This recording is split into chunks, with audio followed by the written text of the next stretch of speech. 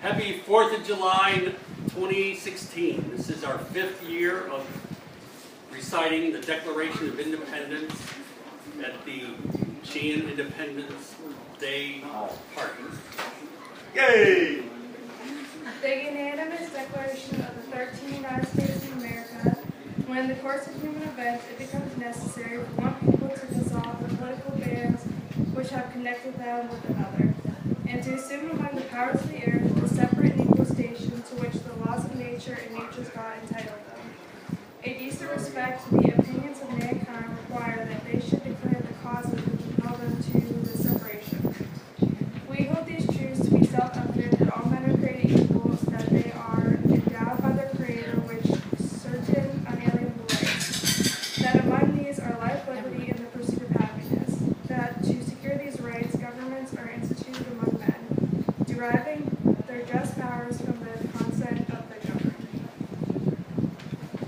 That whenever any form of government becomes destructive of these ends, it is the right of the people to alter or to abolish it and to institute new government, laying its foundation on such principles and organizing its powers in such form as to them shall seem most likely to affect their safety and happiness.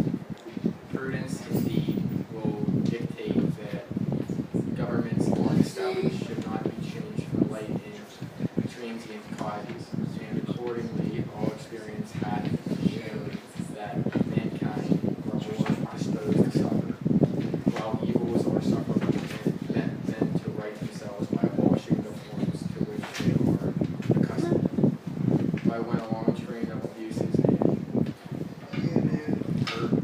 usurpations, pursuing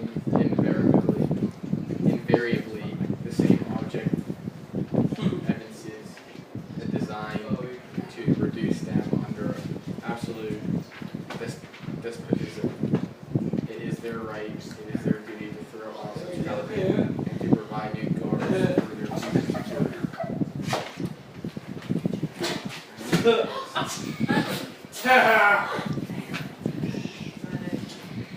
Such has been the patient sufferance of these colonies, and such is now the necessity which constrains them to alter their former systems of government. The history of the present King of Great Britain is a history of repeated injuries and usurpations, all having in direct object that establishment of an absolute tyranny over these states. To prove this, let facts be submitted to a candid law. He has refused his assents to laws, the most wholesome and necessary for the public good. He has forbidden his governors to pass laws of immediate and pressing importance unless suspended in their operation till his assent should be obtained. And when so suspended, he has utterly neglected to attend to them. He has refused to pass other laws for the accommodation of large districts of people unless those people would relinquish the right of representation in the legislature, a right inestimable to them and formidable to tyrants only. He has called together legislative bodies as at places unusual, uncomfortable, and distant from the depository of their public records for the sole purpose of fatiguing them into compliance with his measures. He has dissolved representative houses repeatedly, proposing with manly firmness his invasions on the rights of the people.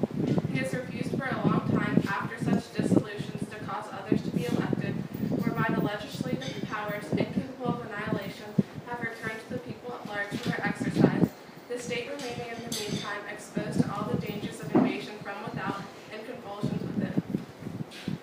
He has endeavored to prevent the population of the United States for that purpose, obstructing the laws of naturalization of foreigners, refusing to pass others to encourage their migration hither, and raising the condition of new appropriations of lands.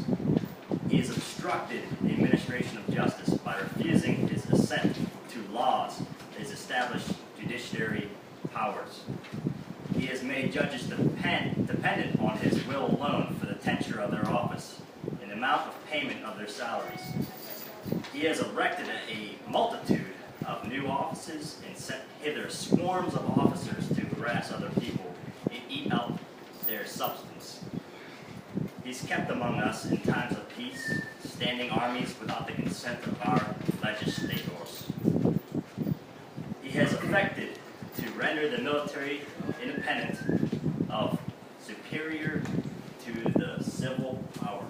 He has combined with others to subject us to a jurisdiction foreign to our Constitution and not acknowledged by our laws, giving his assent to their acts of pretended legislation, for quartering large bodies of armed troops among us, for protecting them by a mock trial from punishment for any murders which they should commit on the inhabitants of these states, for cutting off our trade with all parts of the world, for imposing taxes on us without our consent, for depriving us, in many cases, of the benefits of trial by jury, for transporting us beyond seas to be tried for pretended offenses, for abolishing the free system of English laws in a neighboring province, establishing therein an arbitrary government, and enlarging its boundaries so as to render it at once an example and fit instrument for introducing the same absolute rule into these colonies. For taking away our charters, abolishing our most valuable laws, and altering fundamentally the forms of our governments, for suspending our own legislatures and declaring themselves invested with power to legislate for us in cases whatsoever. He has abdicated government here by declaring us out of his protection and waging war against us.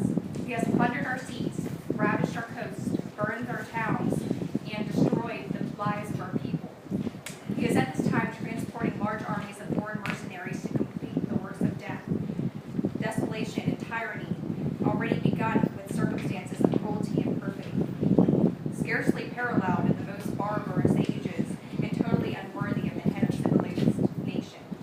He has constrained our fellow citizens taken captive on the high seas to bear arms against our country, to become the executioners of their friends and brethren, or to fall themselves by their hands. He has excited the domestic insurrection amongst us. He has endeavored to bring on the inhabitants of our frontier the merciless Indian savages. No world warfare is undistinguished destruction of all ages, sexes, and conditions. In every stage of these oppressions, we petition for redress in most humble terms. Our repeated petitions have been answered only by repeated injury. A prince whose character is thus marked by every act in which may define the tyrant. It is unfit to be ruler of a free people. Nor have we been waiting in attentions to our British brethren.